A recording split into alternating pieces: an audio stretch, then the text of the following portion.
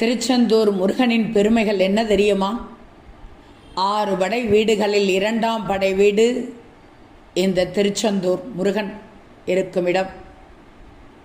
மலைகளுக்கு மத்தியில் கடலோரத்தில் அமைந்துள்ள தனிச்சிறப்பு வாய்ந்த கோயில் திருச்செந்தூர் முருகன் இருக்கும் இடம். சூரபத்மனை வதம் செய்த பிறகு முருகன் இந்த தலத்தில் சிவனுக்கு நன்றி தெரிவித்ததாக கூறப்படுகிறது. பல புராணங்களும் இலக்கியங்களும் இந்த தலத்தின் சிறப்பை குறிப்பிட்டு சொல்லிக்கொண்டே இருக்கிறது. குரு பகவான் முருகனை தரிசிக்க தவம் செய்த தலம் இது.